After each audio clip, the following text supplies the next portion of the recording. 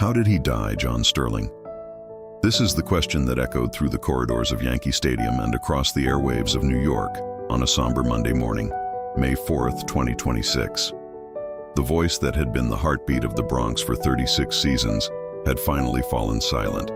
John Sterling, the legendary radio announcer who became as much a part of the Yankees' identity as the pinstripes themselves, passed away at the age of 87. His death was not a sudden shock born of a tragic accident, but rather the quiet closing of a long, storied chapter, the peaceful departure of a man who had given every ounce of his energy to the game he loved. For decades, fans had wondered what would happen when the master of the mic finally hung up his headset. And when the news broke via WFAN and was confirmed by his close friend and colleague Ricky Ricardo, the reality set in. The soundtrack of summer had reached its final note. Sterling's health had been a topic of quiet conversation among the Yankee faithful since his sudden retirement in April 2024. At the time, he had cited exhaustion and the physical toll of the grind, stepping away mid-season because he simply felt he could no longer give the fans the performance they deserved. He passed away surrounded by the memories of a life lived at the center of the sporting world, succumbing to the natural decline of age at 87. While the specific medical cause of death was not the focus of the mourning, the essence of his passing was clear. A great heart had simply finished its final inning. He died knowing that his voice was etched into the souls of millions, a man who had survived the rigors of an Iron Man career that saw him call 5,060 consecutive games, a streak so immense it seemed to defy the very laws of human endurance. To understand how John Sterling died is to understand how he lived, vibrantly, theatrically, and with an unwavering devotion to the New York Yankees. For 36 years, he wasn't just reporting on games, he was narrating a continuous epic. When he left us at 87, he left behind a vacuum that no one else could truly fill. He was a man of Judgian blasts and A-bombs, a man who turned a simple home run into a personalized operatic performance. His death marks the end of an era of broadcasting that relied on personality over cold analytics.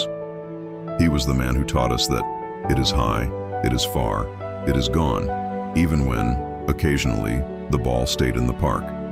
His errors were part of his charm, a reminder that behind the booming melodic voice was a human being who was just as excited as the fans in the bleachers. The news of his passing brought a flood of tributes from the giants of the game. Derek Jeter, the captain who provided the fodder for so many of Sterling's victory shakes, noted that it was a profound honor to have his career narrated by such a legend. Susan Waldman, his longtime partner in the booth, reacted with the grace of someone who had shared a lifetime of "That's Baseball Susan" moments. She described the day not as one of mourning, but as a celebration of a life well lived. Sterling's death at 87 was the final curtain call for a performer who never sought the spotlight for himself, but inadvertently became the brightest light in the radio booth. He lived through the championships of the late 90s, the heartbreaks of the 2000s, and the transition into a new generation of stars, always remaining the one constant in an ever-changing sport. In the final years following his 2024 retirement, Sterling had stepped back from the relentless travel, enjoying a well-earned rest. Yet his presence was always felt.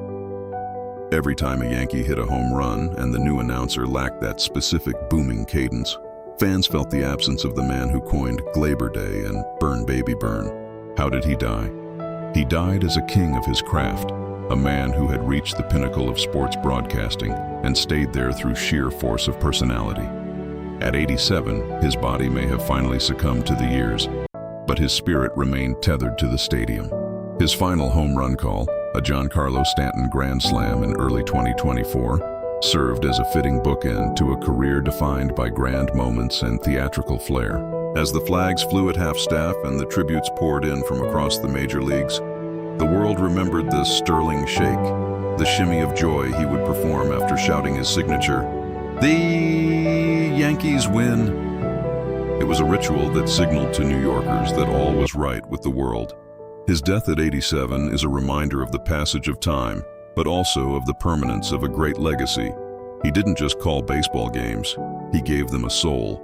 He made the listener feel like they were sitting right there next to him, sharing a hot dog and marveling at the Thrilla by Godzilla. John Sterling's death was the quiet conclusion to a loud and beautiful life. He died at 87, leaving the world a little less melodic, a little less dramatic, and certainly a lot less colorful. But as long as there is a radio in a Bronx bar or a fan listening to a game on a porch in the suburbs, his voice will linger. The master of the mic has finished his broadcast, the headphones are on the table, and the stadium lights are dimming. We don't ask, how did he die, with bitterness, but with a profound sense of gratitude for the 87 years he spent on this earth and the 36 years he spent as the voice of our summers. Ball 4, the walk is over, and John Sterling has headed home. Case closed. All rise. The Yankees have lost their greatest storyteller, but the story he told will live forever. He passed away as a legend, leaving us with one final, silent Sterling shake as he exited the grand stage of life.